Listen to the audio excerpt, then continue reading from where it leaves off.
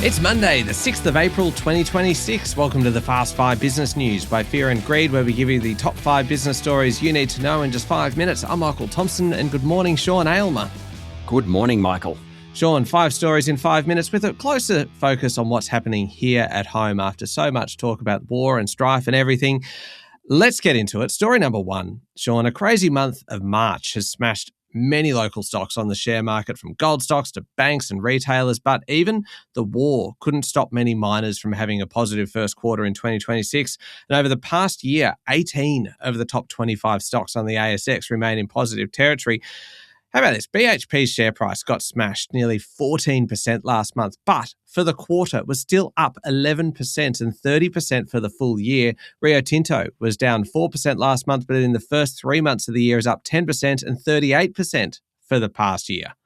The really big movers have been the gold stocks. Australia's 20th largest company, Northern Star, fell 33% last month. That is a plummet, of course, on the back of the price of gold falling, yet it's still up 11% over the past year. 3 of the 4 big banks, Westpac, National Australia Bank and ANZ, they've been among the best performers of the largest 25 stocks over the past year, though they were hammered last month.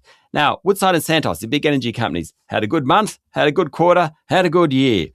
The so-called boring stocks, stable earnings, stable cash flow, well, they had a good month in March. We're talking about Coles, Woolies and Telstra here, but they've actually had a pretty good 12 months. The companies who haven't had a good March quarter, or for that matter, year, CSL, Aristocrat Leisure and REA. Over the past 5 weeks, Sean, we've gone from talking about interest rates driving markets to oil prices now driving markets. We've already had 2 rate hikes this year, and there is the real potential for more. Given that, how important are rates, given everything else that's going on, how important are rates now? Well, I mean, some companies like property companies, Goodman Group, for example, it's had a bit of a shocker, 12% down last month, very heavily indebted, as all property companies are, so rates really matter for that. The banks are somewhere in the middle, so interest rates matter to them, but the outlook for the economy matters even more. And then there is places like the tech sector where, very much at the whim of what's going on globally. The SaaS apocalypse, for example, has hammered some of those stocks. Overall, I suppose the war in the Middle East is driving short-term trading, but longer-term rates still matter. And if you're going to invest, speak to an advisor and make sure you diversify. Indeed. Story number 2, Sean, we talk so much about house prices in our capital cities, but the incredible story is actually happening in the regions. Home prices in every region across the country are at record highs, with growth over the past 5 years led by Western Australia, South Australia and Queensland. And then comes Tasmania. All 4 of those states outperformed regional New South Wales and Victoria in terms of median prices for dwellings.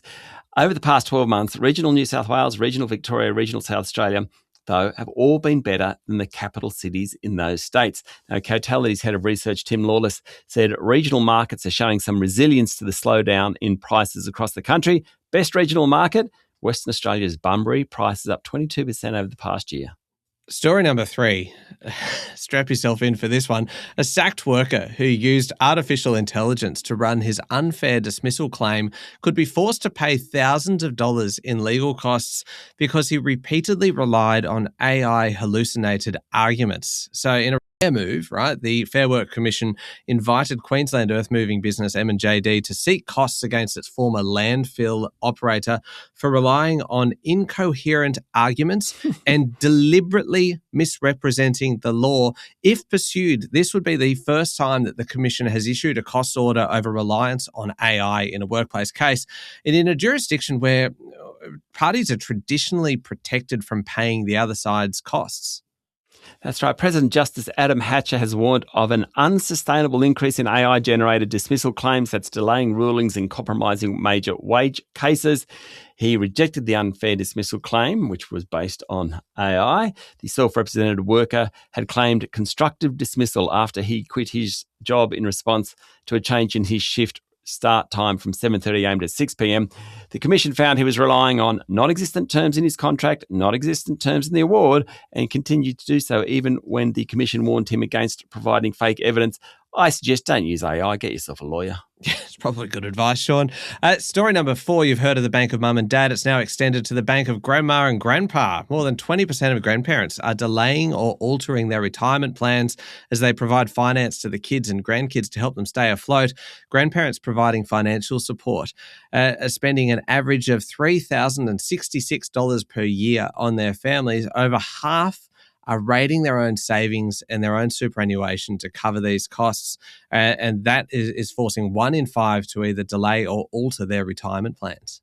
So the research is from Seniors Australia. It suggests a generation of seniors are sacrificing their own financial security. I did some research on this one. The National Library of Medicine in the US reckons that Chinese grandparents do most in terms of looking after grandchildren, financially and otherwise. Australian and Brit grandparents are pretty good though, rate pretty high. Sweden, they take even further. They actually recognise grandparent leave.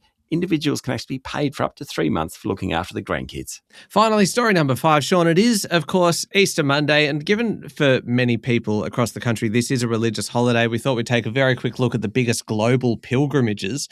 Religious tourism is actually really big business. According to a group called Grand View Research, the religious tourism market is expected to reach close to $1 trillion by 2030. It's currently at about half that level today. The 3 most visited religious sites in the world are Mecca in Saudi Arabia, that's a holy site for Muslims, Vatican City inside Italy, a holy site for Catholics, and Varanasi in India, which is considered the holiest city of Hindus, although it's also significant for Buddhists. Just briefly on Mecca, that being the biggest, in Saudi Arabia, attracted close to 2 million pilgrims last year, paid up to $25,000 for tours, and that includes kind of government permits, accommodation, transportation, food. In Saudi Arabia, right, the demand is so strong that the country has plans to build more than 220,000 new hotel rooms just to meet demand. Yeah, I mean, there's a bunch of lesser-known pilgrimage as well. Hasidic Jews head to Ukraine, for example. Hindus gather to bathe in the rivers of India, the Ganges in particular. Catholics flock to Manila. It is big business. That is incredible. All right, there we go. The top 5 business stories in 5 minutes. Thank you, Sean. Thank you, Michael. It is Monday, the 6th of April, 2026. Remember to hit follow on the podcast. And if 5 minutes isn't enough, you can find our longer daily show called Fear and Greed, wherever you listen to podcasts. I'm Michael Thompson, and that was the Fast 5 Business News by Fear and Greed. Have a great day.